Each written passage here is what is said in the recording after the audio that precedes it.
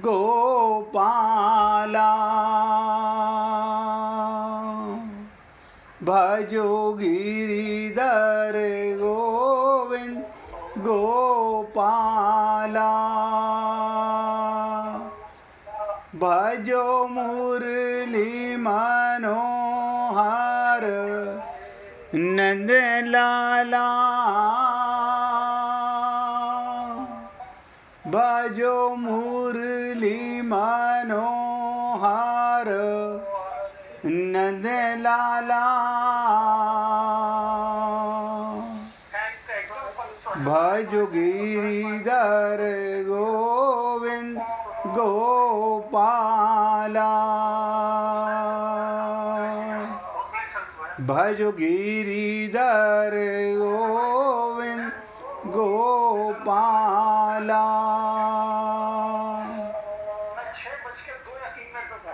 भजो मुरली मनोहर नंद लाला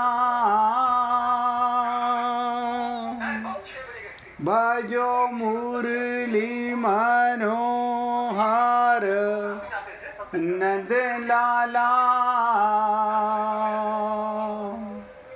भजो गिरिधर गोविंद गोपाला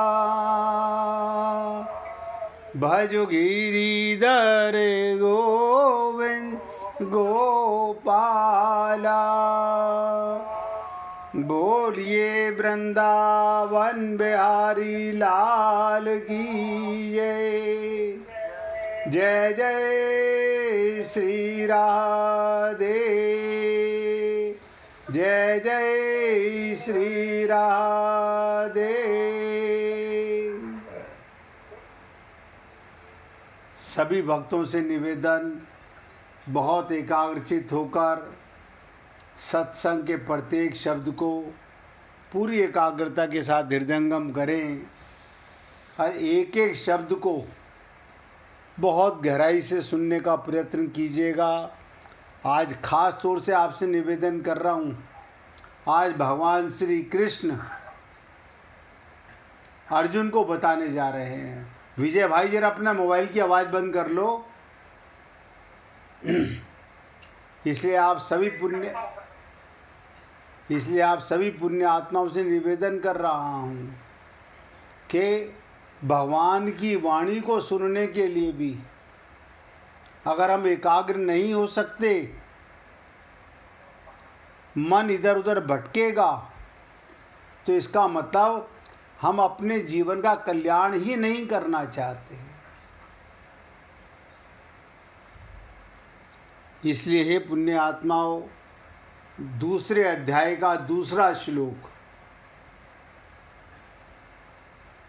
भगवान अर्जुन के प्रति कौन से वचन कहे हैं, इसे आगे के 2 श्लोकों में ये सब संजय बता रहा है। आप और हम लोगों के पास जो आ रहा है, ये संजय के बताए अनुसार, और उसको भगवान की कृपा से दिव्य दृष्टि प्राप्त है।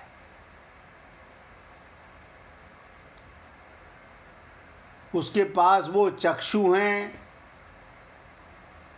वो कृपा है, दिव्य नेत्र है, वो सब कुछ देख रहा है। और मैं आपसे निवेदन कर रहा हूँ, अगर भगवान की वाणी को सुनने के समय भी आप और हम लोग एकाग्र नहीं हो सकते हैं, तो इसका मतलब हम अपना भला चाहते ही नहीं हैं।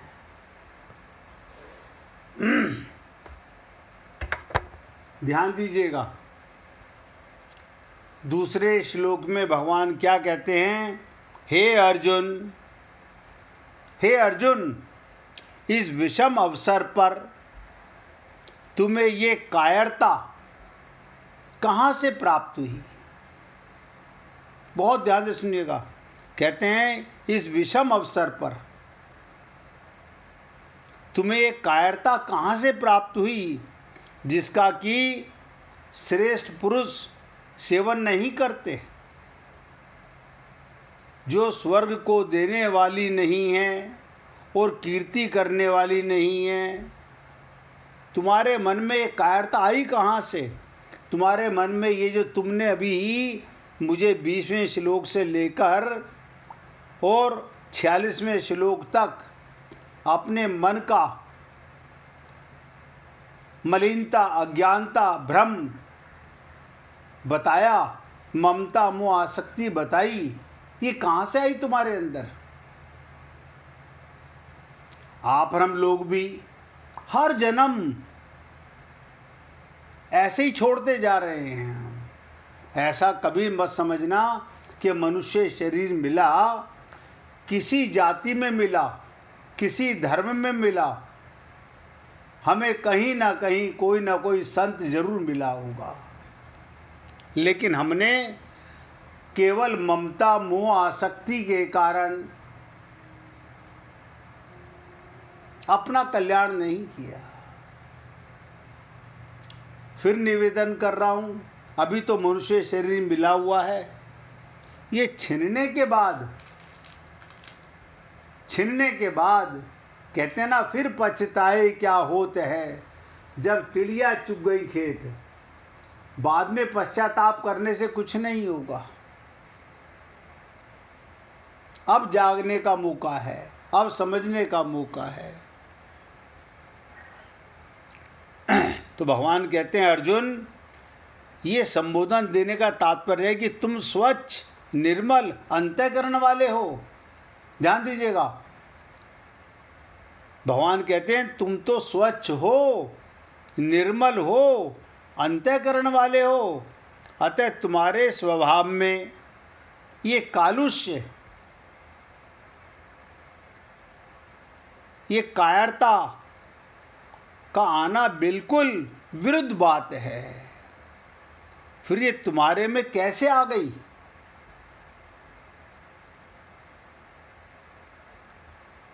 फिर तुम में कैसे आ गई? तुमने तो मुझे निहत्था कुछ जान के स्वीकार किया होगा, अपना रथ मुझे सौंपा, कोई कारण रहा होगा। अचानक तुम्हारे अंदर ये कायरता कहां से आ गई? भगवान आश्चर्य प्रकट करते हुए अर्जुन से कहते हैं कि ऐसे युद्ध के मौके पर अब आपका और हमारा ये जीवन एक युद्ध है। आपको लगता होगा कि हमारा काय का युद्ध है?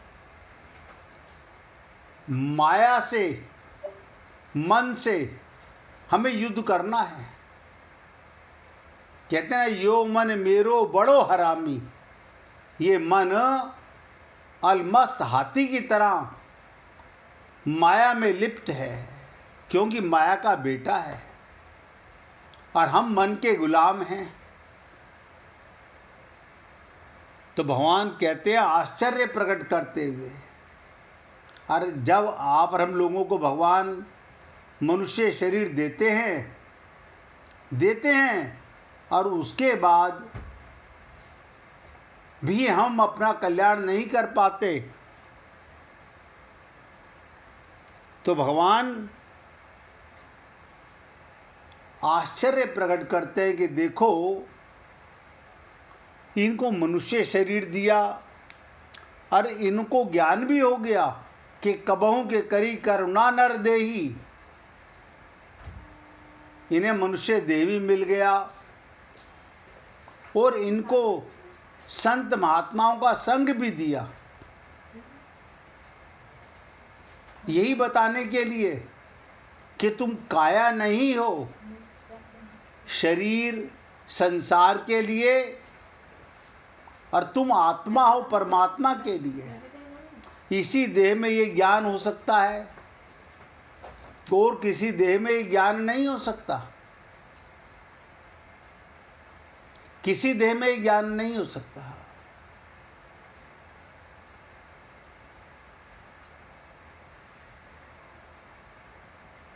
तो भगवान कहते हैं, युद्ध के मौके पर तुम्हारे में सूरवीरता, उत्साह आना चाहिए था, पर इस बेमौके पर तुम्हारे में ये कायरता कहाँ से आई, मैं तुमसे ही पूछना चाहता हूँ। जैसे डॉक्टर हमसे पूछता है कि तुम्हारे अंदर ये रोग कहाँ से आया, ये बीमारी कहाँ से आई। आप देखिए, ये ममता पहले नहीं थी, ये मोह पहले नहीं था, ये आसक्ति पहले नहीं थी। आप पहले आए कि ममता पहले आई, आप पहले आए कि मोह पहले आया। इसका मतलब ये आगंतुक दोष है, आया है।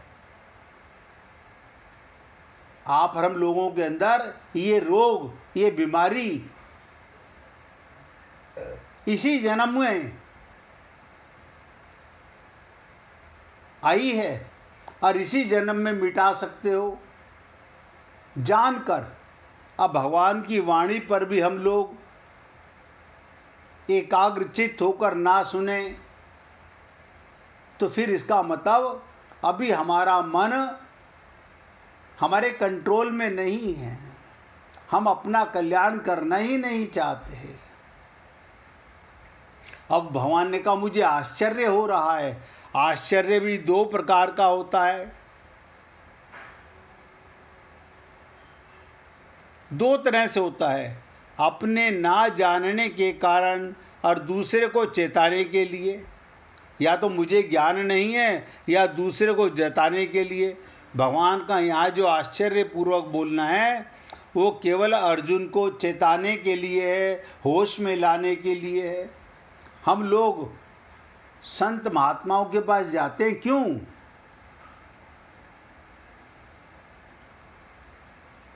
क्या आप जागते नहीं हो? क्या आप खाते नहीं हो? क्या आप परिवार में रहते नहीं हो? संसार का काम नहीं करते? सब कुछ करते हैं, सब कुछ करते हैं, लेकिन फिर संत महात्मा में क्या देते हैं? हमें चेताते हैं, होश में लाते हैं। अब आपको लगता होगा कि हम बेहोश हैं, हमें सबको लगता होगा क्या हम बेहोश हैं।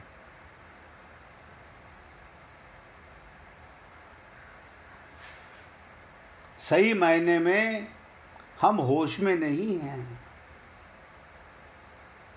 आत्मा होते हुए,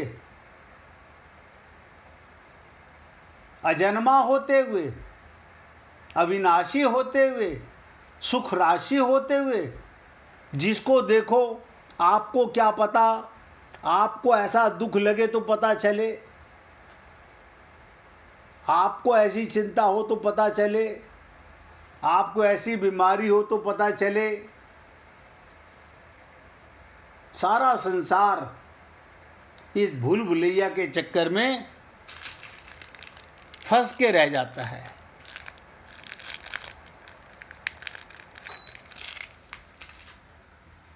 इसलिए मैं आपके साथ खुलकर चर्चा करना चाहता हूं कि आप हम लोग समझते चलें।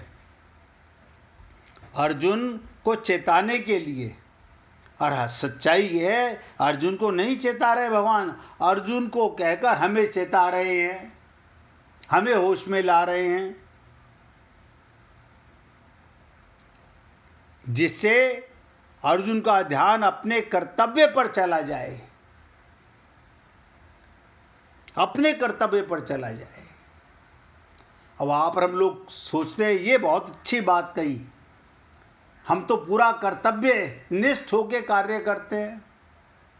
माँ बाप से वफादारी,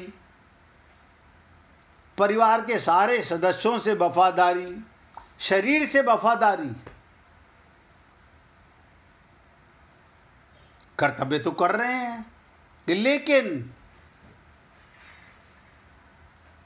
क्या यही कर्तव्य है? गुरु ने कहा इस देह में हरि मिलत हैं। हरि को पाने का तुम्हारा कर्तव्य नहीं है? नियम करते हैं ना, हम मंदिर जाते हैं, पूजा पाठ करते हैं, सत्संग भी सुनते हैं। जब तक आत्मज्ञान नहीं तो कर्तव्य का ज्ञान होगा कहाँ से? होश में लाने का मतलब है कि तुम अपने को आत्मा मानने लगो, अजन्मा मानने लगो, सहज सुख राशि मानने लगो।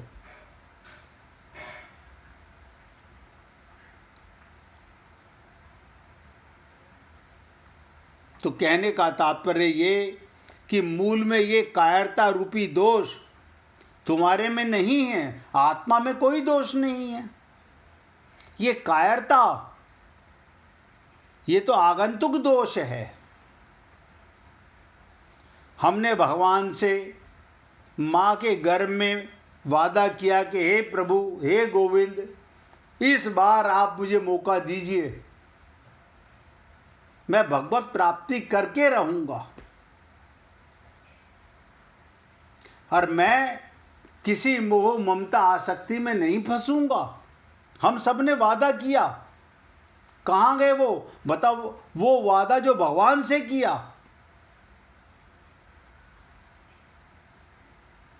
अब हम क्या कहते हैं, हमें याद नहीं है। तो ये संत महात्मा याद ही तो करा रहे हैं, और क्या करा रहे हैं? जब वो बोलते हैं कि जीवो अपनी भूल सुधारो, जो तुमसे ये ना सुधरे तो ब्रजराज पुकारो। लेकिन क्या करे, हमारी आदत पड़ चुकी है छल कपट छिद्र करने की। पूजा माने प्रेम होता है। अब प्रेम का मतलब होता है एक हो जाना। प्रेम का मतलब एक हो जाना। आप बताइए, जब आप मंदिर जाते हो भगवान के साथ एक हो जाते हो? नहीं नहीं। अपने घर में पूजा करते हो, भगवान के साथ एक हो जाते हो? नहीं होते।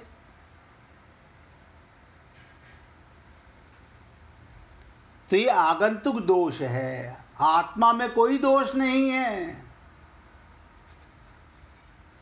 हमें आत्मज्ञान नहीं रहा, इसलिए दोष आ गया, और सदा रहने वाला भी नहीं है। ये भी देखो कितने विचित्र है। ये दोष सदा रहने वाला नहीं है। जैसे ही आप और हम लोग अपने गुरु या भगवान की शरणागति होंगे, बस ये दोष खत्म हो गया। जैसे शरीर का रोग दवा का सेवन करने से मिट जाता है, ऑपरेशन कराने से कई रोग समाप्त हो जाते हैं, ऐसे ही मन बुद्धि को सरेंडर करते ही ये आया हुआ दोष खत्म हो जाएगा। तो लोग पूछते हैं, क्या फिर हम शरीर में नहीं रहेंगे? 100% शरीर में रहोगे। शरीर छोड़ के जाओगे कहाँ? जब तक भगवान ने शरीर दिया है, शरीर में रहना पड़ेगा और शरीर के सारे कार्य करने पड़ेंगे। सबकी सेवा करनी होगी, सबके साथ कर्तव्य निभाना होगा, लेकिन अपने को होश में लाकर कि मैं आत्मा हूं, परमात्मा का अंश हूं। तो भगवान कहते हैं, ये कायरता केवल तुम्हारे भावों में और वचनों में ही नहीं आई है, किंतु तुम्हारी क्रियाओं में भी आ गई। एक योद्धा, क्षत्रिय, गांडीवधारी गुरु की भी नाक कटा दी तुमने तो अपने। गुरु द्रोणाचार्य ने कहा कि मेरे सारे शिष्यों में नंबर 1 अर्जुन है, और उसी गुरु के सामने तुम हथियार डाल रहे हो। उसी गुरु के सामने।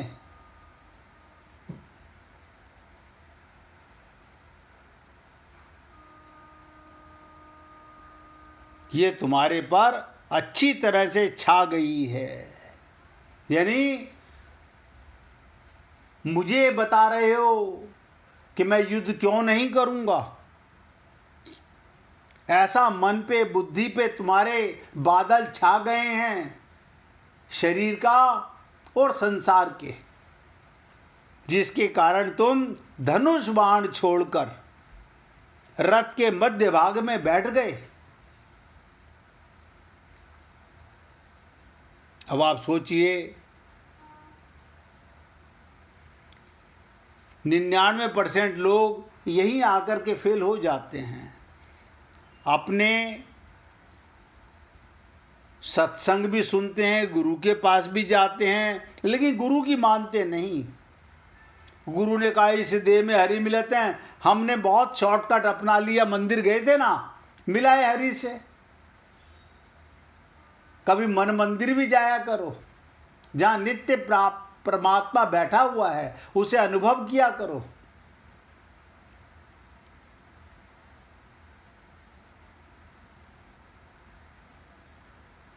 तो यहां भगवान कहते हैं, जिसके कारण, अज्ञानता के कारण तुम धनुष बाण छोड़कर रथ के मध्य भाग में बैठ गए।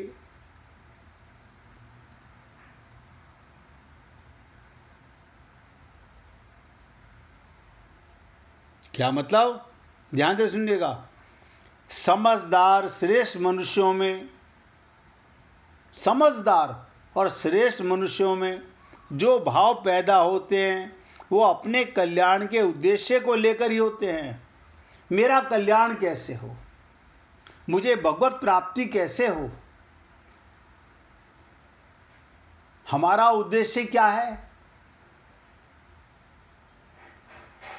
सोच के देखिएगा।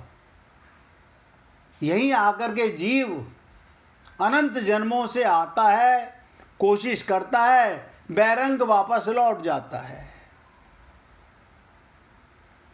अपने कल्याण के उद्देश्य को लेकर ही होते हैं। इसलिए भगवान सबसे पहले कि तुम्हारे अंदर जो कायरता आई है, कहते हैं, उस कायरता को श्रेष्ठ पुरुष स्वीकार नहीं करते। कारण कि तुम्हारी इस कायरता में अपने कल्याण की बात बिल्कुल नहीं है। आत्मा का कल्याण तो तुमने सोचा ही नहीं। तुम तो अपने को शरीर मानकर, क्षत्रिय कुल में पैदा होकर, गुरु के परम शिष्य होकर, गांडीवधारी होकर, और कैसी निकृष्टता कर रहे हो। देखिए भगवान, मैंने कल भी कहा था, जब भगवान बोले तो पूरी एकाग्रता के साथ सुनिएगा, होश में आके सुनिएगा।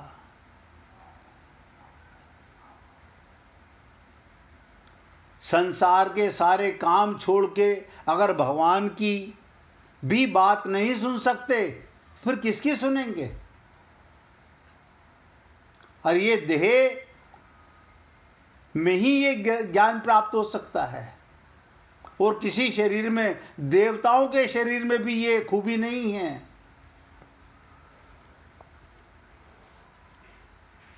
तो कहते हैं, कल्याण चाहने वाले श्रेष्ठ मनुष्यों की प्रवृत्ति और निवृत्ति दोनों में अपने कल्याण का उद्देश्य रखते हैं।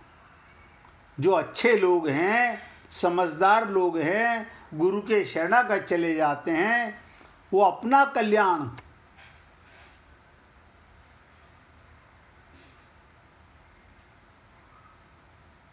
मनुष्य की प्रवृत्ति और निवृत्ति दोनों अपने कल्याण के उद्देश्य से होती है।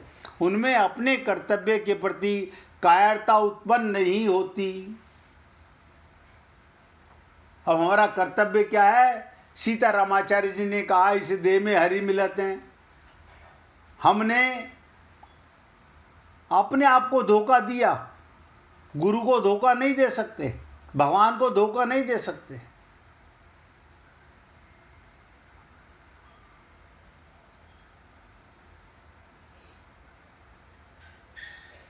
तो परिस्थिति के अनुसार उनको जो कर्तव्य प्राप्त हो जाता है, उसको वो कल्याणकारी प्राप्त उद्देश्य से उत्साह और तत्परता से निभाते हैं। क्या मतलब? अगर युद्ध में तुम्हें आना पड़ा तो युद्ध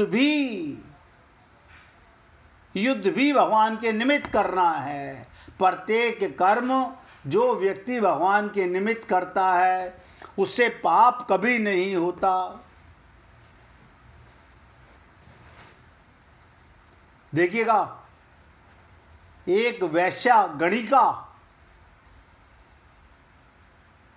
वैश्या होकर के भागवत में भक्तों में नाम लिखा गई।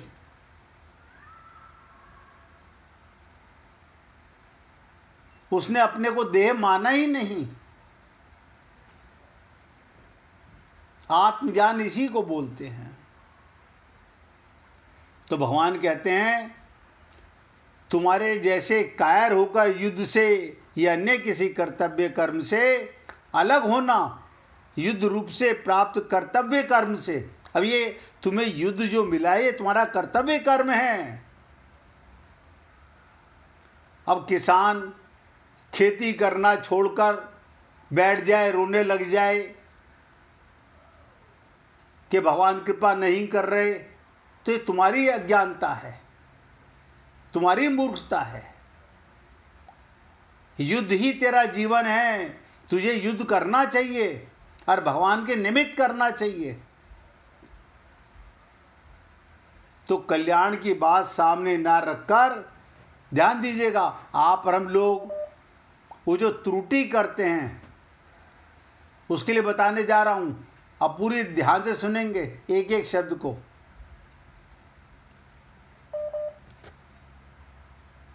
कहते हैं, अगर कल्याण की बात सामने ना रखकर अगर सांसारिक दृष्टि से भी देखा जाए, अगर हम अपना कल्याण नहीं चाहते तो भगवान कहते हैं सांसारिक दृष्टि से भी देखा जाए तो संसार में स्वर्ग लोक ऊंचा है, परंतु तुम्हारी ये कायरता स्वर्ग को देने वाली भी नहीं है। युद्ध में अगर तुम मर गए मारे गए तो भी तुम्हें स्वर्ग की प्राप्ति होगी। ऐसे तुम कायर बन रहे हो कि धनुष रख करके ये योद्धा को शोभा नहीं देता, ये तो नरक में ले जाने वाला कार्य कर रहे हो। स्वर्ग को देने वाला कार्य भी नहीं, अर्थात कायरता पूर्वक युद्ध से निवृत्त होने का फल स्वर्ग की प्राप्ति ही नहीं हो सकता। अब आप सोचिए, जबकि स्वर्ग लोग कोई अच्छा लोग नहीं है, मूर्ख लोग जाते हैं स्वर्ग में।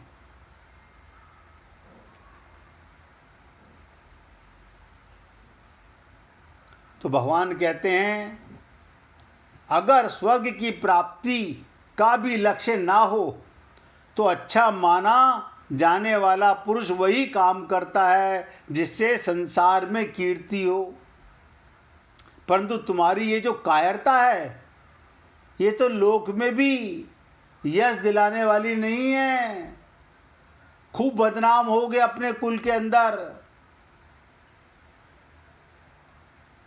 कि सबसे आगे गांडी उठाकर चले थे युद्ध करने के लिए, सबको मारने के लिए, और कैसे कायर बन के, अभी तो युद्ध शुरू भी नहीं हुआ है, बीच में हथियार डाल के खड़े हो गए। ये तो तुम्हारे को अपकीर्ति अपयश देने वाला है, बदनाम करने वाला है। अतः तुम्हारे में कायरता का आना सर्वदा अनुचित है। तो आप और हम लोग सोचें कि हमें क्या समझना चाहिए इससे। बहुत ध्यान से सुनिएगा, हमें समझना चाहिए जब तक आत्मज्ञान नहीं है तब तक हम ये समझते ही नहीं कि मेरा कर्तव्य क्या है। हम तो शरीर मान के अपने कर्तव्य में पागल हुए पड़े हैं। यानी अज्ञानता की कोई सीमा नहीं है। इसलिए आपसे निवेदन कर रहा हूं, यही अज्ञानता कब तलक करेंगे। आप सोचें, हर जन्म में क्या यही कायरता हम करते रहेंगे? ये तो आज हम लोगों को मौका मिला कि हम सब इकट्ठे होकर भगवान की वाणी को सुनने के अधिकारी बने और सुन रहे हैं। इसके बाद भी वही पाप, ममता, मोह, आसक्ति, वही अपने को आत्मा होते हुए, चेतन होते हुए, दिव्य होते हुए, परमात्मा के अंश होते हुए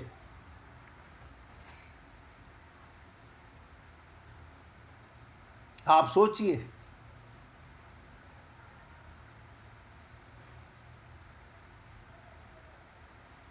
तो भगवान कहते हैं अर्जुन तेरा ये कार्य अपयश देने वाला है, अतः तुम्हारे में कायरता का आना सर्वदा अनुचित है, उचित नहीं है। ये मत सोचो कि अर्जुन कायर है। हमें तो ऐसा नजर आता है हर जन्म में हम कायरी साबित हुए हैं। कायर, आप सोचो। ये तो भगवान की कृपा से मानव चोला मिला, संत महात्माओं का संग मिला और भगवान की वाणी सुनने का, सत्संग के माध्यम से समझने का मौका मिला। अपनी बुद्धि से पढ़ के क्या डिसीजन निकालोगे? आपकी बुद्धि तो यही कहेगी ममता पहले, काम जरूरी है। अरे वो काम भी भगवान के निमित्त करो, परिवार की खूब सेवा करो, 24 घंटे सेवा करो, लेकिन भगवान का मान के करो। आप और हम लोग ममता, मोह, आसक्ति की जब बात आती है, वहां किसका गुरु और किसका भगवान भूल जाते हैं। और मैंने आपसे जब कहा प्रत्येक कर्म उसके निमित्त करो, पाप होता ही नहीं। दुनिया पाप कहे कोई फर्क नहीं पड़ता,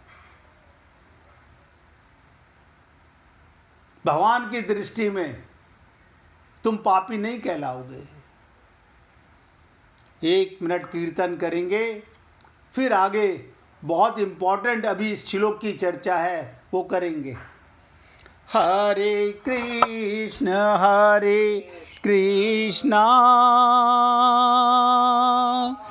कृष्णा